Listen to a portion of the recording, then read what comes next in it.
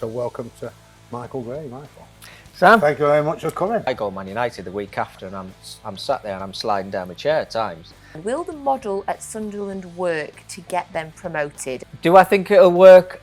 Personally, no. I think what they have to realise, these people who are criticising and trying to charge Man City, is they didn't see that area before we did.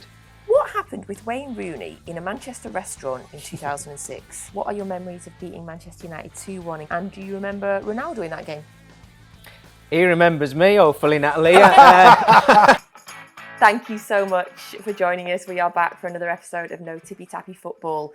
Welcome, Sam. How Hi, are you? Natalie. Nice to see you. I'm fresh and raring to go after a quick trip to Spain. Good. So love the weather out in the Costa Blanca there, 26 degrees. And yes, really enjoyed the short break. Fantastic. Nice top up of your tan as well, I noticed. Well, you know, that's very important to me now, as you well know.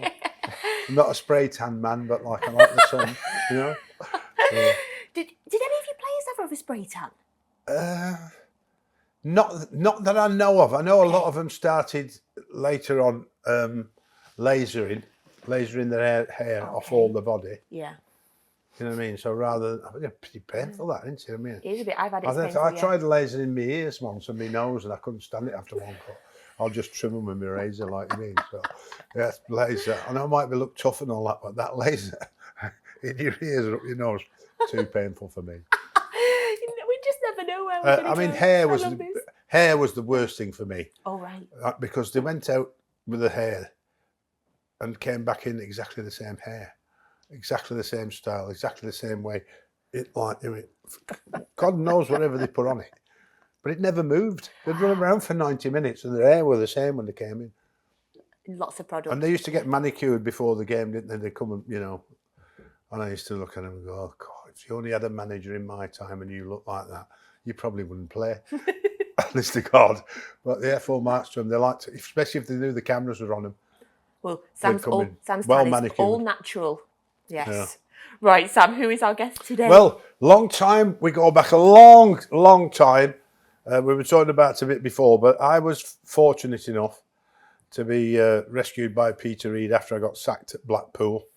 And he asked me to come up and try and look at the new regulations the academy had brought in for these categories.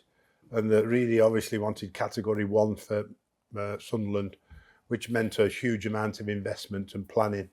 And as I'd run the academy at Preston before I became manager, he asked me to come up, and of course he knows me, and I knew Bobby Saxton, who was assistant manager. So that was the first time I got to know my guest, who's had a fantastic career, both on and off the field, because in media terms now, he's been doing that a long time, particularly with Talk Sport. So it's a welcome to Micky Gray, Michael. Sam? Thank you very much for coming. Great to see you again. He's got a good tan as well, hasn't he? Hasn't he? Yes. He's just summed me up in a nutshell. Laser, waxing and everything. That's why he never signed me. Yes, I've got written down here, Sunderland, Celtic, Blackburn, Leeds, Wolves, Sheffield Wednesday and England. I think you've covered them all there, Natalie. Is that the list? I had a great time at them all, I have to say. It's a shame when it ends, but what a time I had. 12 years you had at Sunderland, haven't you? 12 years. 12 and a half years I was there, yeah. So I started, you like this, I started at United. Oh. Yeah. So I was there when I was 13, and you remember Brian Pop Robson? Yeah. He was my coach at the School of Excellence at Man United. They had a School of Excellence in Durham, and I used to go there twice a week. And then travel down to United on school breaks, like your 2 weeks, 6 weeks holidays and stuff. Absolutely loved it. And then I got to the end, I was 15 years old, just before you sign apprenticeship, and I was playing as a left winger at the time. And there was a lad there called Ryan Wilson, who became Ryan Giggs. And Sir Alex was manager at Man United, and obviously the coaches underneath him. And I remember they came to my house just before I was signing apprenticeships forms. And they said, look, we've got a kid here who's going to go right to the top. And it's entirely up to you what you want to do, but we don't mind if you go and have a look around at other clubs and everything. But he's going to be in the first team in 2 years' time. And it was the best decision I ever made. Did they? Yeah, they knew it. I mean, wow. Sam, he was off the charts. But they got him from Man City, didn't they? Yeah, well, they nicked him from Man City, yeah. Well, you'd be sick, wouldn't you? Wouldn't happen these days, wouldn't happen. No. He was something else. I mean, we went away and there was the tournaments all over when you were 15, 14, 13, 12. We went to France one time, and they said to me, "You play left back, and Ryan's going to play in front of your left wing." He won player of the tournament before the quarterfinals. He was just something I'd never seen before, even in training. Viv Anderson, Yeah. England international fullback at the time for Man United, for England, and he was at Man United, and we played them in a practice match. I did 11v11, and Ryan played left wing. He nearly retired, Viv. Honest to God, I've never seen anything like it. To this day, he was just something else. So you took the advice and you... So I took the advice and I went to Sunderland, and then the rest history. And it was probably... It was a good choice then, yeah, wasn't it? Even at that age, you're still thinking, you think, wow, that's probably the best decision I ever made in my career. And I loved Sunderland. It was obviously my club and everything, but yeah, it was just class. So have you've never played for Sam? No. No, I never played for Sam, but Sam kept, when he was doing the academy at Sunderland, I remember Sam, the old Charlie Early training centre, That's right, changing everything now. And Sam used to come in and not so much train the first team, but Sam used to train the under 16s, 17s and 18s and everything. So I always saw him on the training ground. And that was my first introduction to Sam. Now, we did a bit of Googling, and the internet tells us that you were very keen for... that's my Googling, if you can't see, that's my Googling fingers. The internet tells us that you were very keen for Sam to get the Sunderland job before he got it. Yeah. Yeah, I thought Sam was ready-made for it, man-made. And because I know, having worked with Peter Reid for a long time at Sunderland, kind of a similar character, if you like. And that's what you need at Sunderland, somebody who can play in front of 40-odd thousand people week in, week out. Someone who's got the character to do it. Because they're a demanding lot up there, Sam, as you'll know that, aren't they? And I think it just needed somebody like that with a bit of the authority. And that I just said before we started chatting on here, I said I wish he was still there, because he got everybody on side. Still talk about him to this day, and there's not many they do talk about. Peter Reid being one of them, and then you've got to go even to Bob Stokoe before that. But he had a great time there, albeit it was a short one. I think that when fans generally look at about the players' attitude towards the game, and when you're struggling down at the bottom, it's not that they're not trying it, but it looks like they're not trying. And you talk to players about that. In my experience, trying to save a football club, in my experience, it's all about body language. And body language looks terrible when you walk into a football club with all players. Well, in fact, everybody. They're walking around like, so your responsibility is to lift up the place, particularly the players and the staff who work with the players. So I'm a Mickey taker. You know what I mean? I think I told you about Leeds when I first went in, and I went so the lads are like, who's this coming in? And I said, how much you pay for them teeth? You know what I mean? Humour's a massive thing in football, Sam, Natalie. I mean, if you've got a manager who walks through the door, as Sam just said there, sometimes, I'm not just saying Dutch managers here, right? But they don't have that humour about them, do they? It's all serious and just tunnel vision. But if you can go in and put a smile on players' faces and put an arm around certain individuals, that must be a big thing as well, Sam, finding out what individuals you need to put an arm around and other ones that you need to give the kick up the backside. It is, definitely. I think that when they talk about all treating them all the same is the biggest load of nonsense that in football ever to be spouted out of anybody's mouth. You know, I mean, maybe in the early days when the manager said you should treat all the players the same, like there should be none of this and none of that. It's a nonsense. You do get called on some occasions, like we had Jermaine Defoe on, and I didn't know that they used to say, go and see your dad, see if you can sort this out. All right. So I'd unconsciously, the players were thinking that, well, whatever Jermaine Defoe wants, he gets. I mean, and I had no idea about that till he did my podcast, like you mean, because he used to go on, but he scored 18 goals. Yeah. I'm bound to like him, aren't I? You know what I mean? So bound to like him, but I mean, he was just he was just what we needed. Yeah. What we needed, and the rest of the team worked as hard as they can to create chances for Jermaine Defoe, and he'd finish them off and kept us in the league, you know.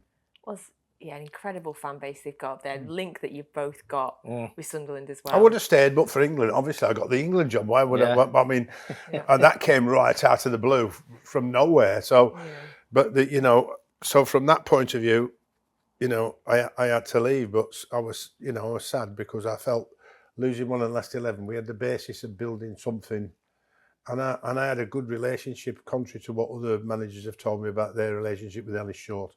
I had a good. We didn't get on, but we had a decent working relationship, and they allowed me to run the football side, which is rare today. So Sam mentioned you had a successful career on the pitch, but also off the pitch as well, because you've gone into the media world.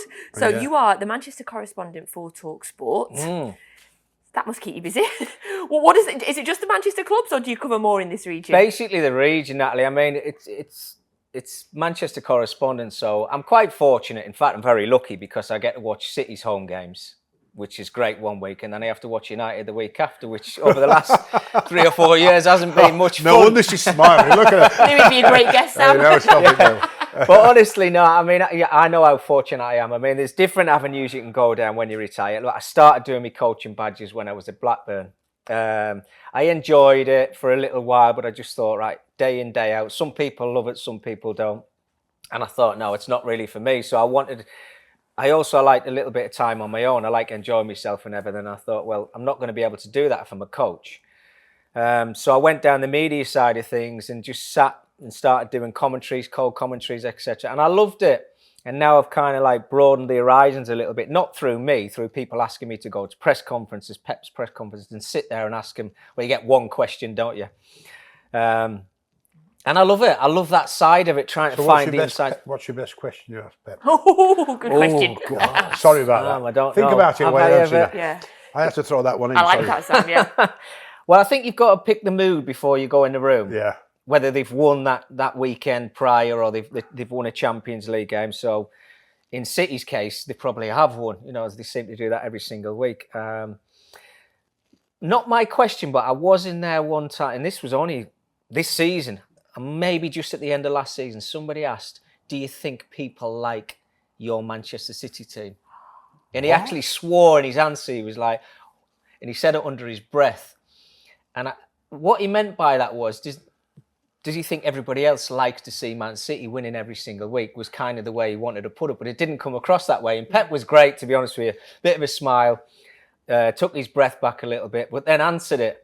And I thought, bloody, I wish I'd asked that question. It's one of them, isn't it? When you see a huge quote.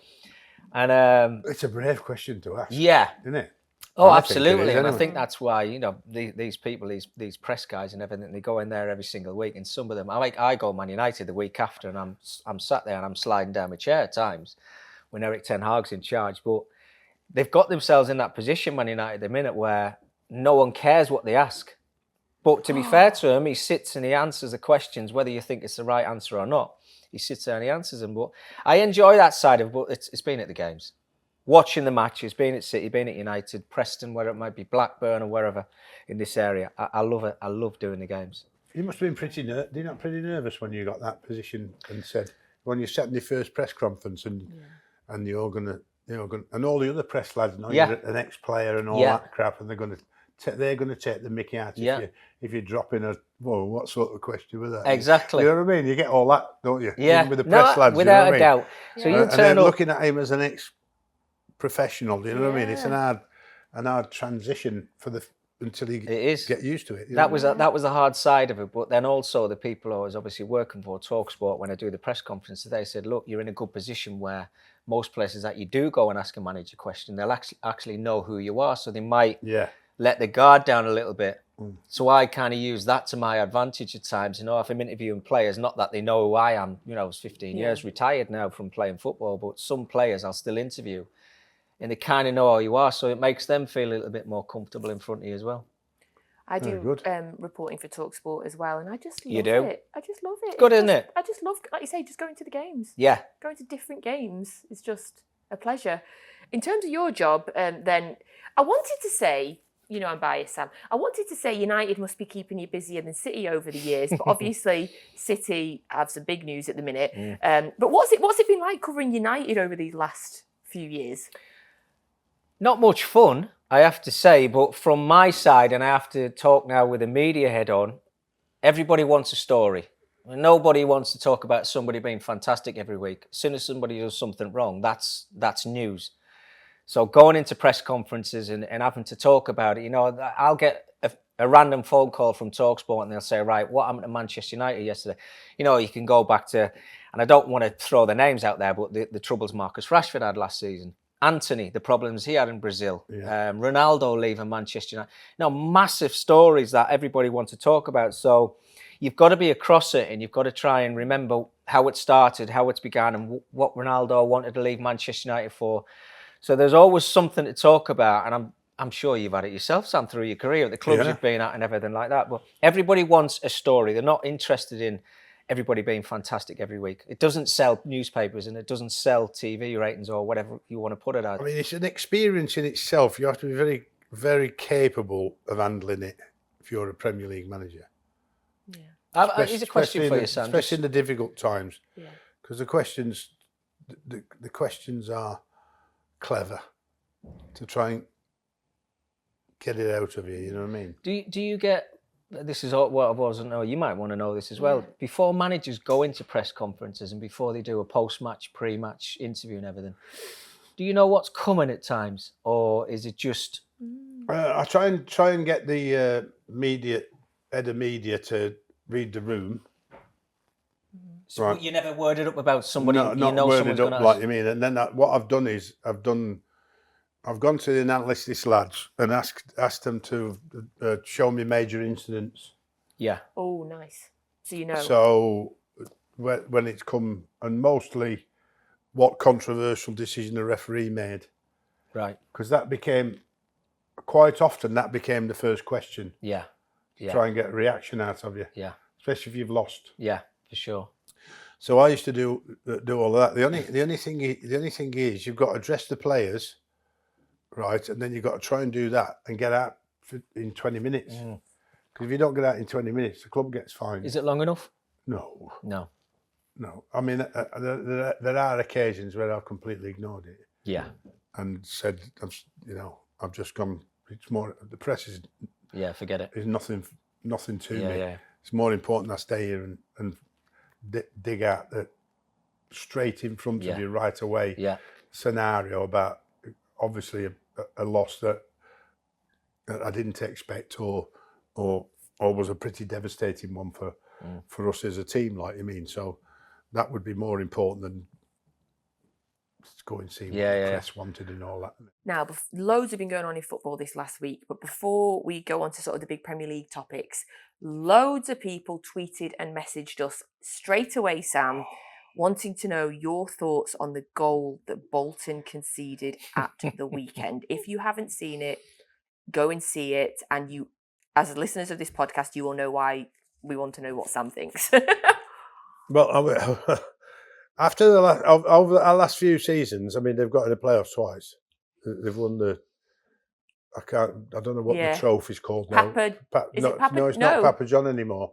The EFL trophy. Is it? Yeah, the EFL trophy. Yeah. So he's clever, isn't he? Go on, Michael. Yeah. Up to speed. It used to be the Pizza Company, It didn't did, it? yeah. Did they not Oh, it's go had on many and- names. It's had many names. Yeah. It used to be when I was managing back at Bolton, it was a Sherpa Van trophy or something like that. Anyway, I think that this podcast called No Tippy Tappy Football, as anybody knows, because it does rile me that everybody's saying there's only one way to play and that's the way to play. And I see so many, and this is the worst, or this is the best example of why you shouldn't play it. And everybody's continuing to play it no matter what, sadly. But don't forget, he's done a great job over the last few seasons, but all of a sudden, it looks like, since they lost in the playoffs to Oxford again, it looks like all the other managers have sussed him, because he only seems to play one way. And that seems to be paying off for a lot of teams, and particularly Huddersfield. But it's just decisions made by the centre half and the goalkeeper, if anybody watches it, are obviously the manager's instructions, but messed up so badly. We haven't seen one messed up quite as bad as that for a long time. But, that's his choice. he's as a manager, you've got to be strong and stick with your beliefs. But for me, having plan A and plan B is crucial. Whether you want to avoid relegation or whether you want to win the championship, you have to have a way of diversifying the way you play to either avoid relegation or win promotion. Now that leads me lovely on to what I want to talk about next. Perfect timing, because a club that so if we're talking about that style of football, the Pep Guardiola is obviously very often related to him. Yes. Why we do play like that. Yes. Yes. Yeah. A man that always seems to get. They call it. Yes. A man that often challenges Pep to the max would be Thomas Frank. And Pep said this week that City were in awe of Brentford. So when you've got clubs that are trying to do Pep and they're trying to play the same way as City, when a City come up against a club who do not try and replicate that and who don't do their own thing, is often when City struggle. Are you a fan of Brentford and Thomas Frank? Without a doubt. I think on and off the field, I think he's a classy man. He's done an incredible job when you think about certain individuals who've left that club as well. Not under his reign, I have to say, but Ollie Watkins being one of them. Ivan Toney's just left the club. It was Dean Smith that took him on. You know that, don't you? No. Yeah. Dean Smith brought him in as assistant. Really? Yeah. And he took over when Dean left for Aston Villa. So Dean was clever man. Yeah. Bringing him as number 2, and obviously the club were with Dean's recommendation good enough to let him get the job. Like you mean. So he has done a fantastic job because it was a club that. Sorry, Michael. That's all right. It's a club that sort of survived on. I often wondered they're never going to get to the Premier League because at the end of the season they always sold the best player. You know what I mean? And sold many top players that went to the Premier League. So, but eventually got there and sustained it. Yeah. But, yeah. Clubs like Brentford, and I put Brighton in that bracket as well. Yeah.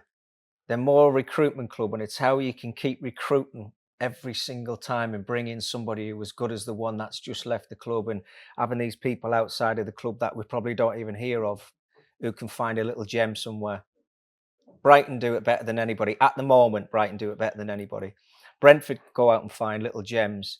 And I think to bring them in and then to, what were the words you'd use, Sam, to kind of bring them into the way that you play, the style that you play, normally can take 6 months, 3 months, 6 months. I think Brighton and Brentford do it better than anybody at the moment. Yeah. So that's testament to Thomas Frank. And I know Sam just gave the background on and everything there, but no disrespect to Brentford, but he could certainly work at a better club. Well, Pep's tipped him for a top job.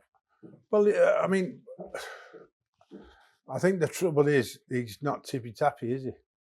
So is anybody going to give him a top job because he's not tippy tappy? Because it doesn't suit the old ethos of what the football's supposed to be played like today, which isn't that. Let me say it again, it's nonsense. You know what I mean?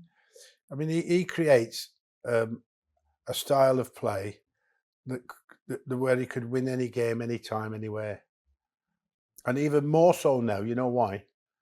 Because nobody else does it. Yeah. And because nobody else does it, when they come across the players, when Man City's centre half come across Ivan Toney, they haven't got a clue what to do. How do we cope with this? And they don't. And obviously not this season, but the season before they won. Yeah. And they won comfortably. Because I remember watching the game there, and obviously this season they caused them a few problems, like I mean. So, I mean, I do find it a little tongue-in-cheek with Pep, as much as I love him, when he says, I admire him. He doesn't say that when he's lost, but he'll say it when he's won. And that's what managers do. Yes. So they are very clever. And I think that, while I take that as a compliment, I'd be doing it with a tongue-in-cheek a little bit if I were Thomas Frank, like you mean. But he does deserve a top job. Could Thomas Frank be a good fit at United? Does that feel like, it feels like they need a new identity, and could he be a man to do that? Well, it's always a difficult question to answer, Natalie, isn't it? Because you don't want managers to lose their jobs. Anybody would sit here and say exactly the same thing as me, but is he a perfect fit for Man United? I'm not sure what is at the minute. I think they've got more problems off the field than they have on. Everybody thinks because these new owners, Sir Jim Ratcliffe's come into the club, there's a quick fix. and everybody's criticising the signings at the moment. They've had one transfer window, and they've brought in 5 or 6 new faces. It's going to take another 3 or 4 transfer windows before they get anywhere near challenging Man City again. And then you've got Arsenal to boot as well, and we're only going to get better because they're going to sign players, Liverpool, etc. So they found themselves in this position by disconnecting themselves from Manchester United for too many years, over the last 10 to 15 years. And that's why they find themselves in the problems now, and they're playing catch up. What the problem they've got there is, I can go into this massively deep, but you've lost a decade of support, which has gone to Manchester City because young kids and young generation, they'll want to support the most successful team, which is Man City at the moment. That's a good point. That. So they've got to try and build that again. The club's been run into the ground, and I'm talking about the stadium. And just, everybody talks about the ownership before Sir Jim and everything came. I mean, you've seen the stadium. Yeah. You've talked about the roof. Waterfall, You've seen the inside infrastructure and everything. Manchester United is the biggest club in the world. I know you sat there and you want Man City to be. Look, they're on their way to doing it. But Man United is the biggest club in the world. With Real Madrid. With Real Madrid. The infrastructure and the way that club's being run at the moment, they're exactly where they should be. They're nowhere near winning Premier Leagues. They're fortunate that they've won 2 domestic cups over the last couple of seasons under Erik ten Hag. So whatever manager, going back to your question, whatever manager walks through that door, they've got a heck of a job on. A heck of a job, and it's not going to happen for the next 4 to 5 years, in my eyes. Yeah, and you know where another club that seems to be struggling with that at a minute, and another club you've got a closer affiliation with, Sam, obviously, is Everton. Pressure seems to be mounting on Sean Dyche. Oh gosh, what's your kind of thinking? I mean, he's been so close to turning things around like that when he's been 2-0 up in 2 games. And if there's anybody I would have said to you, you can guarantee if they're 2-0 up with just a few minutes to go, they won't lose, would be him. Mm. And I don't know whether he, or what happened to the team, but responsibility. It is a whole team scenario, but the back 4, the goalkeeper, just go in, sit here, play the game out. Yeah. Don't run up there now. Don't run up there now. Just sit here and play the game out. And all the opposition do is try and break you down, and you just go up the field, run it in the corner, waste out the get fouled. Somebody comes and kicks you because they're frustrated. Get them booked. You play it off. Everybody cheers. The fans go home happy. And the fans are not happy at the minute. I'm not happy. I mean, when I saw them lose at home, was it to Brighton? Well, Bournemouth was the one where they lost. The first one, Bournemouth, that was away. yeah, sorry, Bournemouth. And then this one. I was... To happen once, I was shocked with, but to happen twice was... And now they've gone and lost in a penalty shootout at home. And that's a real worry for him. But, he's battling against the odds. And I think that we've already heard the possible new owner saying that he wouldn't be his man almost. Talking about like he'll have to change the way he plays and all that. Like, I mean, if I get control, like, I mean, this is this part owner from Crystal Palace who's trying to sell his shares apparently. So he's got a really, really tough job on his hands. And under the circumstances, they've got less money than anybody else in the entire Premier League now.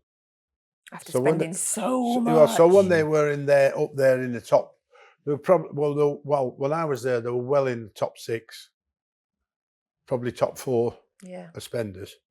Now they're in the bottom 3, where they're more likely to have to sell, because they had to sell Onana, didn't they? Again, because of the financial side of it. So, and then you got this wonderful, wonderful stadium. And I feel, like I've said before, in some ways he has to take responsibility himself, Farhad, because he makes a lot of decisions after considering it. But it shouldn't be like that. The football club, and he's built a new stadium, and he's not going to get any pleasure out of that. Doing what nobody else has done at Everton, build a fabulous, fabulous stadium for the future. That's probably why people want to buy it, because I've been told that they've evaluated between, I think it's 70 and 75 million in revenue from the stadium alone. Now that's extremely attractive for somebody to buy that club. Because if you put the Premier League money on top of all that, you know, you're talking about 300 million or more. You know, so you can build a football club around that then. For the fans, they're just worrying at the minute that, of course, they're going to be playing in the Championship in the brand new stadium, and they And started. they've never been relegated, by the way. Yeah. Well, they were booing. They started booing the other day, and they were booing some of the substitutions. Have you ever, as a player, did you ever experience the fans booing? We all have. Yeah. Yeah, you have. I mean, like if somebody you see might be having a good game and they want to see that player stay on the pitch or something, and there's a substitution made, managers are not thinking about what reaction the crowd are going to make. They're thinking, well, I need to go and win this game, so I need to take him off. Yeah. You've been in that position, Sam, where you might be holding on to a 1-goal lead. You might have to take your striker off and bring in an extra midfield player because you're under a bit of pressure in the last 5 or 10 minutes. The crowd don't like that, do they? It's their mentality to think, all right, we're winning 1-0, but let's go and try and win 2-0. Not thinking of the bigger picture, of thinking, well, hang on a minute, we need 3 points here. Yeah. You know, I've seen it at Sunderland. I've seen it, you know, in the last few years at Man United. A couple of weeks ago, they took Garnacho off the pitch and left Marcus Rashford on the pitch. I don't remember the game. Fulham game it might have been. And everybody knew that Marcus wasn't playing very well, but I don't know if he's thinking to himself, I know what reaction I'm going to get here. But he made it because he needed his side to pick up points that game. So the managers are thinking different to what atmosphere is going to happen in the crowd. So yeah, I've heard it. I've seen players who've been taken off. I remember making my debut for Blackburn when I signed for Blackburn, and Graham Souness brought me off for 5 minutes to go. And I knew myself I was having a good game, and he brought me off. But I knew he was What did you say to Graham? I didn't at the time because I just signed for them. I didn't say anything. So Would I was you ever say anything to Graham? No. Yeah, you're right. Oh God, we played Southampton once away from home. Honestly, we played Southampton once, and we were winning 2-0. They got back to 2-2. And James Beattie was playing for Southampton at the time. Anyway, he cut inside from the right-hand side and got past me too easy. Whipped the ball across the box and they beat us 3-2. I got in the dressing room. I never used to say much in the dressing room, so I was quite quiet. And I just went, I said, like, sorry, lads. And he went, without the swear words, sorry. Sorry, yeah. Sorry. And I thought, oh my God. And he started walking towards me. I thought, I'm either going to get one across the chops here or what. He was actually all right in the end. And he apologised to me on the Monday for the way that he spoke to me and everything. But I think it's the most frightened I've ever been in the dressing room. Honest to God. When Graham walks up to you, you know about it. So we always ask our viewers, our listeners, if they'd like to ask a question to our guests. Oh, no. We got one in from YouTube. DH Hall said on YouTube, and you can always ask questions as well. We love to get your questions in. Your thoughts on Sunderland? Will the model at Sunderland work to get them promoted? And for anybody who doesn't know what that means, obviously at Sunderland have a really, really young squad. The average age of 22.9. So they're very much going for youth. Do I think it'll work? Personally, no. Reasons being, I think we're a recruitment club now. If you think about the end of the transfer window, that's just gone there. The best players just left. Jack Clark. Yeah. So he's gone to Ipswich for, I think it was 15 million quid or something like that. That was cheap, wasn't it? Yeah.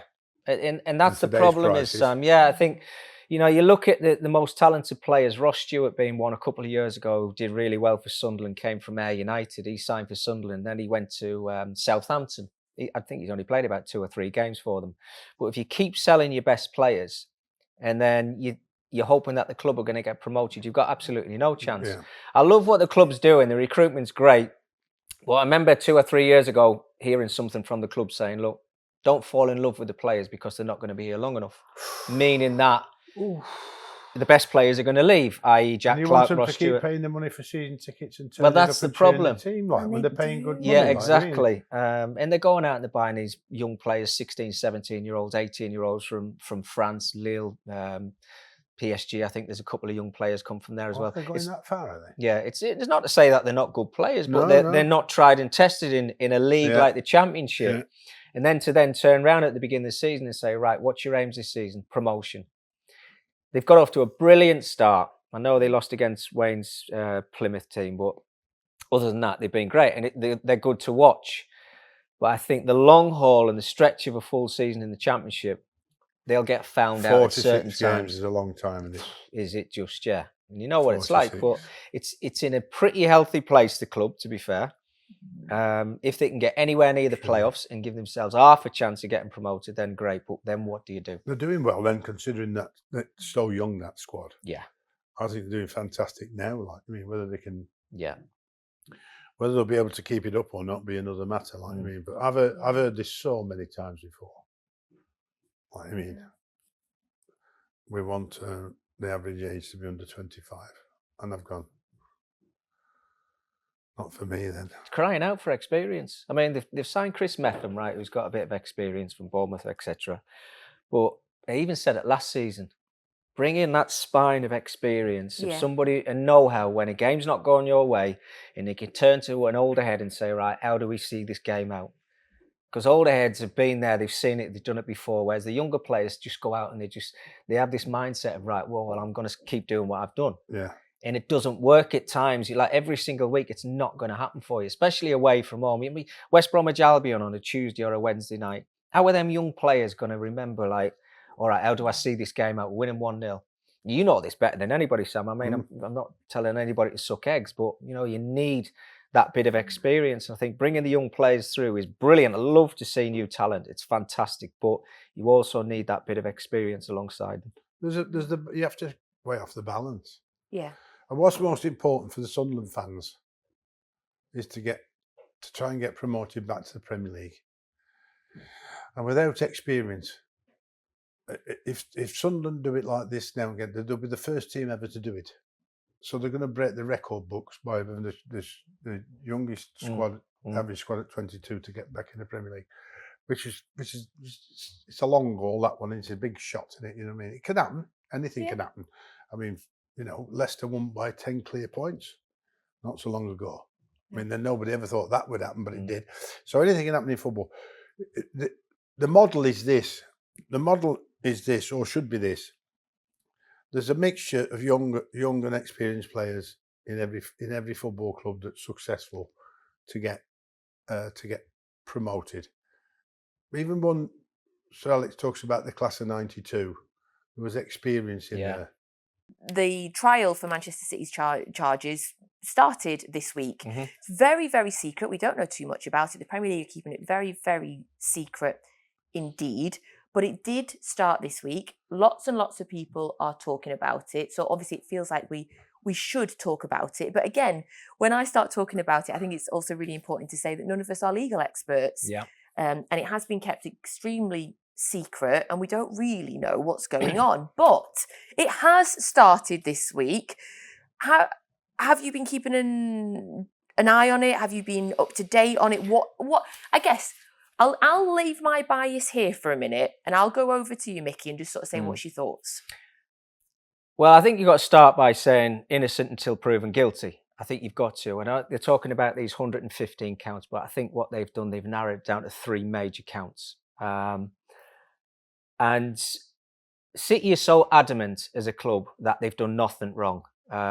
And I think what the Premier League or the FA have kind of do, they've kind of went round the avenues and had a look at where they think Man City have caused these problems. Can I just interrupt there for a minute? Is it something like gone back 10 years or something daft like that? So the dates are 2009 to 2018, something like that. Yeah.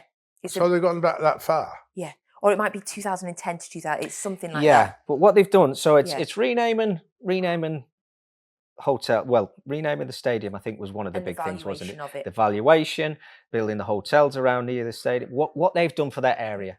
I think what they have to realise, these people who are criticising and trying to charge Man City, is they didn't see that area before we did. What they have done for that area is incredible. I think that's one of the counts. Then I think it's recruitment of younger players as well. I think that was something that they spoke about, of, you know, how they brought these players through the club. There's so many counts, but I mean, I'm just naming a few of them now.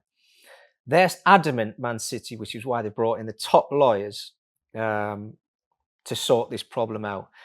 And I don't know what the answer is to it, Natalie, at the end of it. I've got to be completely honest with you, because 115 counts is a heck of a lot. Now, we're all speculating, I don't know, as a manager side of things, Sam, how Pep's kind of managing this, if you like, because he said that the players are not interested, they're not distracted. But that side of it, I think, is for the lawyers and the people that don't play football on the pitch at Man City. They're the ones who've got to come down. They must have every answer because they're so adamant that they're going to win every count. Other clubs in the Premier League, I think they've said 17 of the 20 want Man City punished. How can they say that they want them punished when they don't know what the situation is away from the club? That's what I don't get. I don't know which.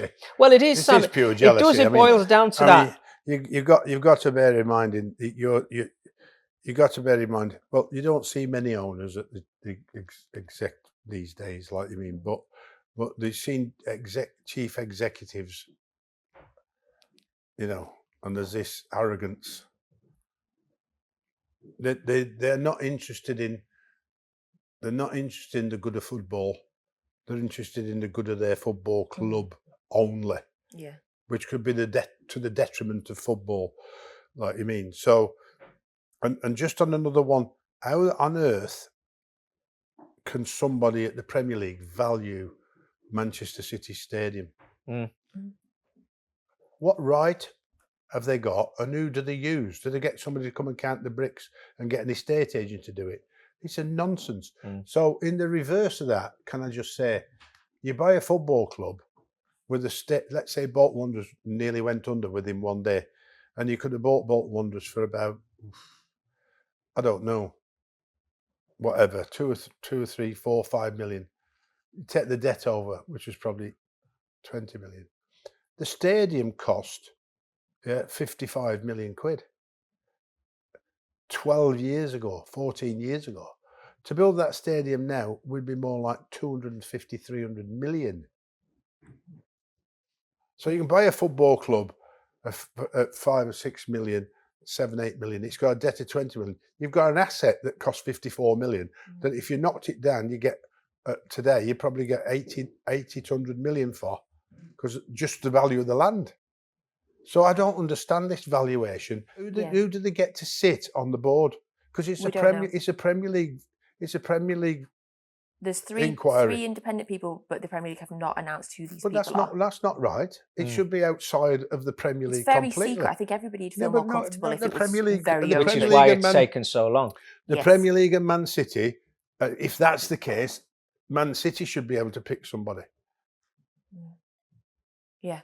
Where did these people come from? Who are they? Who are they? Yeah, the Premier League and the FA. Listen, we're not going to say biased one way or the other.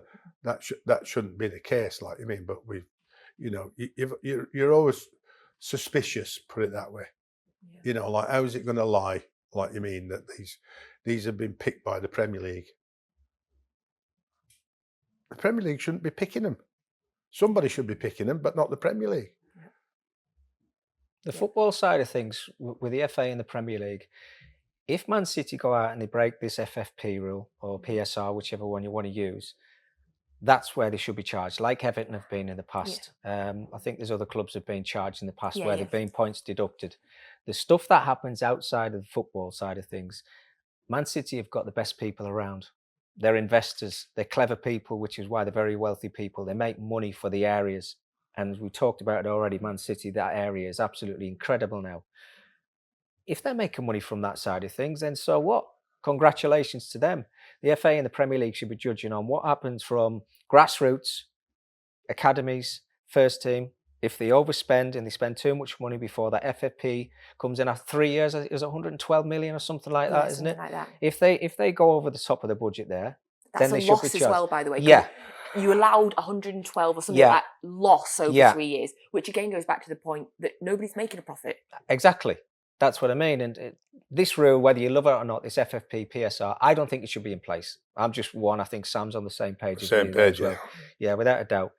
That's when you should be charged, like the clubs have been. Points deduction. Everything else that happens around the club, if that club's making money and investing and doing the right thing and making more money for the football club, so be it. You think about how many sides could win the Premier League now with these rules in place with the FFP, PSR. Man City, Arsenal, Liverpool, Manchester United, Tottenham had a push and maybe Aston Villa. Anybody who gets promoted now who've got aspirations of winning, like a Leicester when they were 5,000 to 1, it will never happen again. No. Never, ever. But the scepticism, the sceptical fans like myself, and obviously again, I'm aware of my bias here, would tell you that was the point of them, to keep the big clubs safe. Yeah, that's probably why they voted for it, probably. But I don't see this happening across Europe. I've seen it happen at Real Madrid and Barcelona. And Barcelona, like you mean. But I don't see it happening cases elsewhere. Yeah. So you're telling me they're all goody, sticking to the right financial plans in what they're only spending what they're allowed to spend under this. Yeah. I mean, football is a crazy business, like you mean.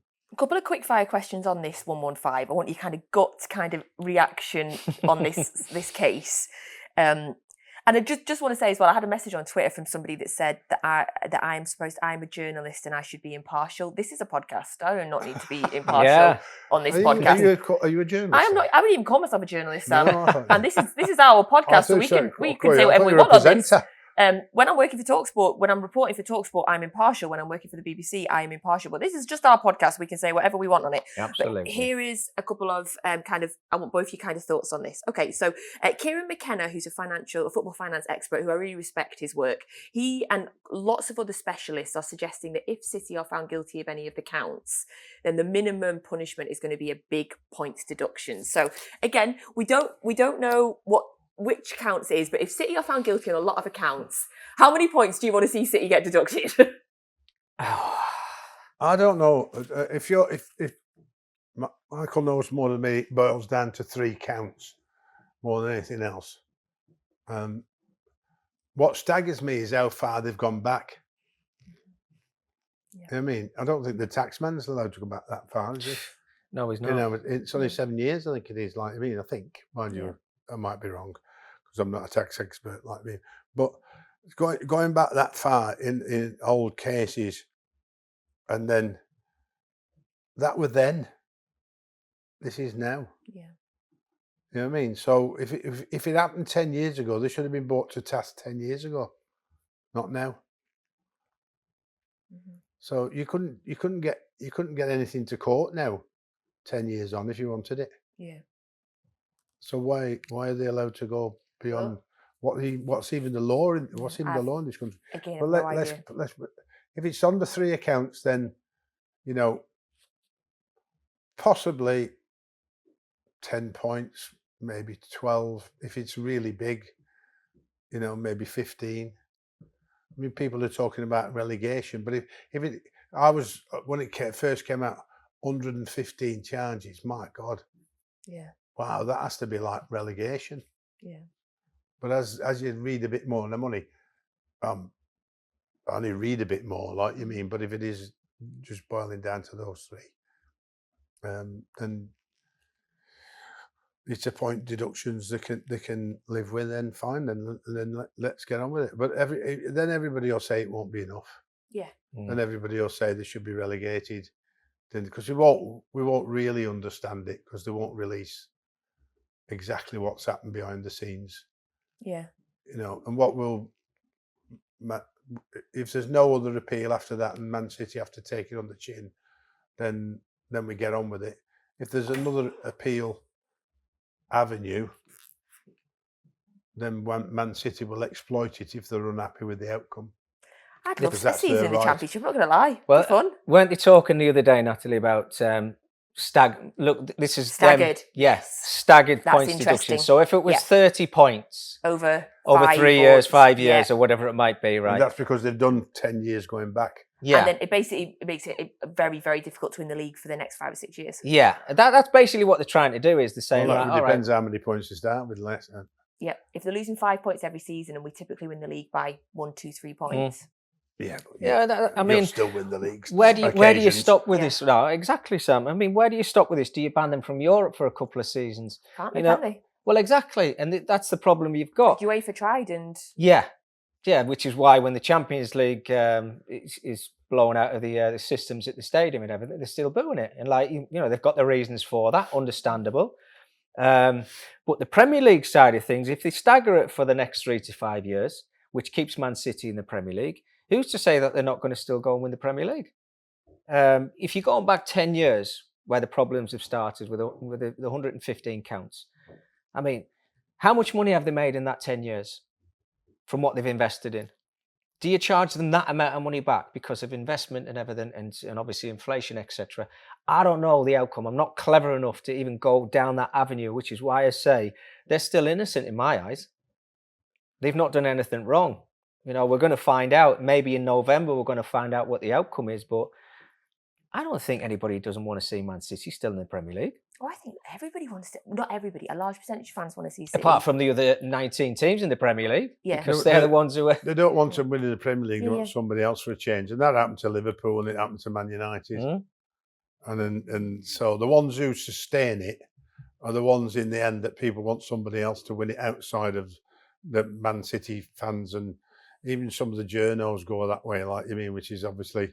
we could do with somebody else winning it for a change. You know, They're gonna we're a bit bite like that themselves. as human beings in England, aren't we? Like you mean, we don't like it when people are doing when well. You're Well, still on top, keep smiling at them and waving, and make sure you stay on top. Like you mean. The FA and the Premier League are going to bite themselves in their own backside.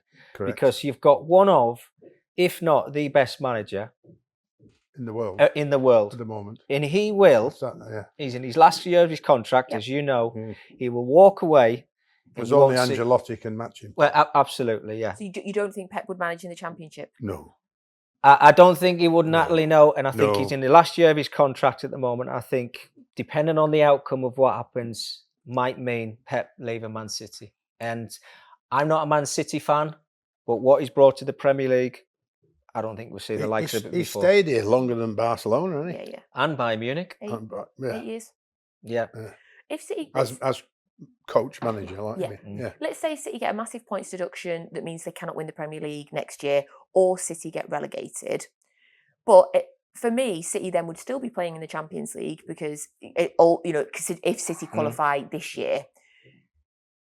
Do you think Manchester City's star players, Erling Haaland, Kevin De Bruyne, the stars, stay for a season in the Championship? But they've already put them in a position where they can't relegate them because they've let the season start.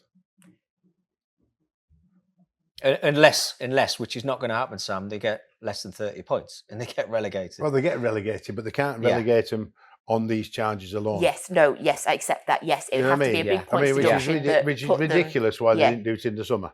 Yeah. You know what I mean? I think it's going to take a long time. Apparently the court case is 10 weeks. You know what I mean? So, and having the court case while the season's on is an absolute ridiculous decision by... who's he called? Richard, whatever it's called at Premier League now. Quick fire questions to end. You mentioned it's City. You mentioned City and Arsenal. You think will challenge. It's City and Arsenal this weekend, Sunday, 4:30 p.m. kickoff. Will you be there? Where am I at the weekend? No, I'm at Sunderland Saturday. Sunderland v Middlesbrough. So I'm actually not there. Wow. Yeah, I'm looking forward to that. 12:30 kickoff that is as well. I can step in for you. Yeah, you go, Sam. Are you on Talksport Saturday 12:30? Yes. I am doing Manchester United versus West Ham women 12:30, so I will hear you and there you you will go. hear me. City, Arsenal Sunday. What's your predictions? I think City win it, and I think the big factor being Declan Rice is going to be missing and Odegaard's going to be out now for maybe 5 De to Bruyne 6 as well weeks. on the City side. Yeah, he came off, Kevin, with a bit of a problem with his ankle and everything, but I think the replacements that City have got, if you want to call them replacements, are better than Arsenal's replacements. You've got Gundogan anyway. You love him, He'll don't you? replace it. He'll replace What a player. De Bruyne any day of the week. So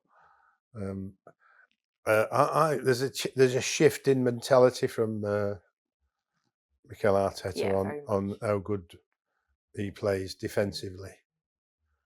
They're reluctant to mention it at the moment, probably the press lads as much about, but he's not. You can see a more steely, determined defensive side of Arsenal than you've seen for a long time. Yeah. And he did it last year. He came up and did exactly the same for a 0-0 draw at Man City. And he did it just to beat Tottenham 1-0. Not that I saw all the game, but I just read all about this was, they won it I wouldn't say, somebody might have said ugly, but it wasn't quite ugly, but it wasn't the entertainment like open football, that they were very, very, very good both ways, both defensively and attacking wise, and managed to win it 1-0. So I can see a lot of that spoil the tactics again by not wanting to lose first, and then seeing whether they can nick the win, especially with the players that are missing. Okay. A question sent in on Instagram asking, who is the best player that you played with at Blackburn? Very specific question. Played with? Specific. Yes. Oh, right. There's only one. Is it Morten Gamps Pedersen? No, Oh, it's not Morten, no. Okay. Sam will probably like the player that I'm going to mention. Morten was a fantastic player, and we had a good partnership down that left-hand side. managed him. Yeah, he was very good, but hands down, Tugay. Oh, I had him Tugay the other day, didn't I? Yeah. When I said like we had Tugay, he used to like a fag like you. Well, we were playing. I mean, look, one of the best players I ever played with Tugay was right. But we played Tottenham at the old White Hart Lane, and Mark Hughes was the manager, and we were doing a team talk before the games kicked off. He's halfway through the team talk just before kickoff. After you come in from your warm, you go back in the dressing room, get your shin pads on, whatever else you're doing, the last minute thing, Sam, and everything. So he's gone, right, we know how we're going to win the game today. We've got to get the ball into Tugs. Tugs, you get the ball out to the left and the right-hand side, and then we'll get Craig Bellamy and, Benny McCarthy up front. We'll go and try and win the game. So we're all like looking around, a bit of a snigger and everything. Mark's went there. He said, Tugs, where is he? So as you come at White Hart Lane, there's the tunnel as you come off the pitch. And then you go past the two dressing rooms, which are left and right-hand side. Then there's a security little door on the right-hand side just after that. Yeah. He's in there having a fag before kick-off. Honestly, I'm not saying players or anybody should smoke or anything, but it was just like, we were laughing our heads off because we kind of knew where he was. But that's what he used to do in certain games at half-time and everything. He'd go and find this little room and have a cigarette. But he was our best player. Yeah. So you couldn't say anything to him. Yep. But what a player. Still not seen him give the ball away. Blackburn stay up when I went there. Yeah. He was like, I thought Dunny was going to play a big part, but when I saw Tugay and he was in his probably about 33 then, I think. But like, we didn't need him to run around. We just needed to get him on the ball. But what a player. But he was really, I just really, wonder, really Sam, sometimes, I mean, Graham Souness actually said this because I think Graham bought him from Rangers. And he said, what surprised me most throughout the whole of his career, Graham's managerial career and everything, he said, nobody took Tugay like a top 4 side at the time. Yeah. He said, I couldn't believe it. Yeah. He said, I knew how good he was. And the speculation, you try and keep quiet about a certain player if you want to keep him. He says, but it surprised me that no one took him. Next question that came in for you on YouTube. What are your memories of beating Manchester United 2-1 and getting the assist at Old Trafford for Blackburn? And do you remember Ronaldo in that game? He remembers me, hopefully, Natalie. No, I do remember the game. Scholes, they tried to play out from the back, weirdly enough. Scholes, he tried to play a little 2-yard pass to Rio Ferdinand, I think it was. He was centre-half that day. And how I was in the 18-yard box playing left-back, I do not know. But me and Morton were on the left-hand side. And I could see he was going to play the ball to Rio. So just a reaction, that split second, I've nicked in and then just flicked it to the left to Morton. Weirdly, I know you're not going to see the goal, but if you see my celebration, it looks like Morton's hit the side netting from where I was. So I thought he'd missed. So I put my hands on my head like this. Yeah. And it was the 2-1 winner. Anyway, he's rifled into the top corner. He's ran off celebrating. I'm in the box like this going, oh, no. Anyway, that was the winner. But we did the double over them that season. Yeah. We beat them at home. We beat them in the cup. So we beat them 3 times, I think it was, in one season. Wow. And played against Ronaldo 3 times and beat him 3 times. What a stat that is, eh? 100% record against Ronaldo. There won't be many clubs could brag that they beat Manchester United 3 times in one season. If ever. I know. If ever. Yeah, absolutely. I mean, there might have been a few over the last couple of seasons. Yeah, there might have been. But that team that they had at the time, I mean, what it was like, they took some beating. Yeah. But yeah, we had something going at Blackburn. I think we finished 5th in the Premier League that season, and we played UEFA Cup football 2 seasons after that. But that was incredible. And Ronaldo got booked in the game for elbowing you. I don't remember that. I honestly do not remember him getting booked. I remember asking Benny McCarthy at the end of the game, and I wasn't one of these players. Yeah. I said to Benny McCarthy, because I wasn't shy, but I just didn't like going up to players asking for shirts. I thought it was wrong. But I wanted his. I asked Benny McCarthy, who knew him, and I said, "Can you ask for his shirt?" Anyway, I got his shirt at the end of the game. He signed it with all mud on the back on the 7. And Ronaldo still got it now. Amazing. Now It's my pension, that, Sam. Yes. That Very leads me good. on to another nice question, actually, that's come in. Somebody has messaged me on Twitter, on X, about this. Talking about having someone's match-worn shirt. Graham on Twitter bought one of your match-worn shirts Oh, yes, we did. for £450 in an auction. Then when he got the shirt home, he looked at it and it was an extra large. Oh, dear. And he doesn't think you ever wore an extra large shirt. Neither So do now I. he thinks it's not real. Well, firstly, he's been ripped off 450 quid. Extra large, no. I mean, you see the kits these days and they're all fitted and everything, Yeah, yeah. Sam, aren't they? The shorts are Yeah. perfect. And They're a bit more baggy then, weren't we they? didn't get that choice. No. There was, before the season started, you want large, medium or small. That was it. I mean, you put your shirt on. I don't think I would have worn a shirt that Oh, no, size. I Graham. have to be honest with you. Yeah. I mean, that's... God, you've seen the Seven Dwarfs. You've seen Dopey, haven't you? That one that drags on. That would have been like that on me. So no. So, sorry, Graham, bad news. Yeah, sorry, Graham. Okay, I've just got 3 quick ones for you to finish off. Is it true that Craig Bellamy used to travel to training in a helicopter? He did. Les Ferdinand did that a couple of times. He told us that, didn't he, on this? Yeah. Yeah. Not every day, but Craig was obviously, his family and everything were in Wales. And to get there and back on certain days, he just couldn't do. And Mark at the time, Mark Hughes, didn't want to give him that time off. So he said, like, how can I get home quicker? And Craig was on a big contract, I have to say, at the time. He did tell me how much the helicopter cost per day there and back. 5 Was figures? it say? a lot? Yes, please. It was 10 grand. a day. 10 grand a day, there and back. So we trained. What wound us up and why it's probably become a story was, you know the training ground, Yeah, Blackburn and everything. Yeah. So we all used to train at 11 o'clock. Most clubs train at 10:30. So we'd have a breakfast club, then we come in and we do our warm up 10:30 till 11 o'clock. And he wasn't there, and he got away with a little bit, Craig, because of Mark Hughes, Mark Bowen, Eddie, and especially they're all Welsh. the Welsh Yeah, boys, exactly. yeah. Yeah. And just one day, I was saying, "Where's Bella's?" Anyway, we heard the old helicopter coming up, and we were training on as you come out the far right pitches, at Brockhall and everything. Yeah, there. Brockhall, yeah. And he was landing. We seen the helicopter coming down and landing about 5 to 11, so he wasn't going to make 11 o'clock training. So we did an extra warm up so he could get changed and come and train with us and everything. I mean, we slaughtered him. Don't get me wrong. He got some stick, but like I said, he didn't do it all the time. But I can probably count half a dozen to a dozen times. Michael Owen, Newcastle. Same. Yeah, that's right. Same, yeah, very similar. Okay, 2 questions left. This is a really random one. It came in on YouTube. And who am I to judge what you lot want to know? What are both of your favourite ice cream flavours? Oh, I'll answer this boring vanilla, me. Oh, you're kidding? I love vanilla, yeah. You're a boring vanilla fan? Well, I just think everybody thinks vanilla's just... There's so many flavours now that, but it is... I've tried all the others, mint chocolate chip and all that stuff like that. Give me vanilla. Do you have sauce on it or sprinkles? No.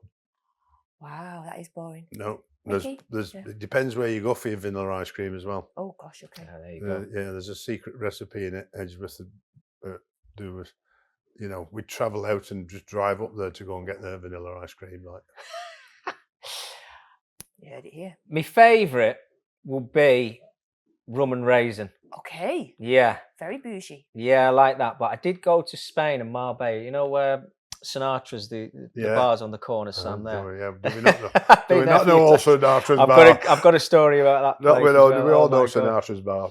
Yeah, and then there was a little ice cream shop on the corner, just round the corner from Sinatra's, and they did a tutti frutti. It's the only place I've ever had it. Tutti frutti. It was tutti and it was fruity. Thanks for that Tutti question. That was frutti, great. I enjoyed that. I like a sorbet. Okay, I enjoyed that. Finally, and the last question. What happened with Wayne Rooney in a Manchester restaurant in 2006? So you're leaving the best to last, are you? Is this the best to last? It's not because everybody just blows the story up as it goes on. It was right. So apparently, we were in a nightclub we were at Blackburn and Man United, they came into the nightclub the same. And Wayne Rooney was there. There was 3 or 4 other players. Myself, Gary Flickcroft, Stephen Reid. Which nightclub was it then? Oh, the one above Restaurant Bar and Grill, just below that. Oh, right, okay. I can't remember what Panacea? it's called. Panacea. I used to go in there a lot. Yeah, exactly, yeah. Oh, eh? So I was in there and we had the booth. So we had one booth, that Blackburn lads here and the Man United lads there. And we were young at the time and we were enjoying ourselves. There was lots of girls around. I could just see it now. Yeah. And I saw the Man United players and I leant over and all the girls there and I'll keep this clean. And he just went, I said, all right, Wayne. I said, which one are you having tonight? Right. Just normal conversation that we'd have. And not knowing that Colleen was one of the girls that were in the crowd next to him. So he didn't really like that. I can Leant imagine. over onto my table. I can imagine he didn't like that. And I got one in the eye, and that was pretty much it, Sam, to be honest with you. But then it came out, Gray asks Rooney and Colleen for a threesome and everything. It was a load of rubbish. Oh, dear. It was a load of That's rubbish. a bit much, isn't it? But I have to say, I woke up the next morning and I came out my front door and bit of a drive, the gates and everything, and I looked across and I was on Lee Road. You know Lee Road in Worsley? Yeah. You know, where the garden centre is. right, So yeah. I was down there. So there's the road, then there's a bush on the opposite side of the houses. I've came out the house, or just about to come out the house, How and there many? must have been 40 Yeah. perhaps behind the bushes with the long lens cameras and everything. I thought, oh no, I've clearly done something wrong here. Hadn't seen the newspapers, obviously, because I was getting up to go to training at Blackburn. And went out the house because I knew I had a bit of a nick on my eye. So I put some glasses on, thinking I'm a bit of a celeb kind of thing. Got in my car, drove to the training ground. So I thought, right, great, I've got away from it. Gets outside of Brockhall Training Centre at Blackburn. There's another 40 people there wanting to speak to me and cameras and everything. So same thing, glasses were on.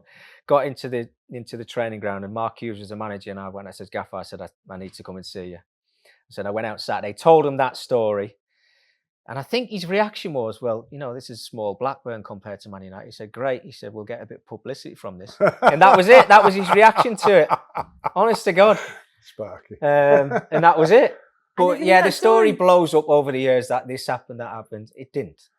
It didn't. Well, he did something. I did say what I said, but I didn't ask Wayne and Colleen for that. There you go. You heard it There here. we go. And I've seen him since, and he's all right about it. My eye's not, but he is. I had no idea what was going to come out after that story. I It's tried the to best keep way that sometimes. as clean as I could, yes, yeah. Yes, I appreciate it. Thank He you. probably had a few drinks to give him the courage to say that at the time. There's better ones than that. Oh, God. Right. We'll we keep need to that for another We time. need to then. invite you back on Yeah. so we can get those. Thank you very much for your time. We appreciate you. Pleasure, coming really on. enjoyed it. Thank Michael, you. thanks very much. Thank Thanks, you. Sam. Thank you, Sam. Thank Thank you. you. That's all right. As Thank you. always, enjoy the As weekend's always. football. Thank Thanks, you pal. all for Thank you. joining us again for No Tippy Tappy Football. You just never know what's going to be said on this podcast.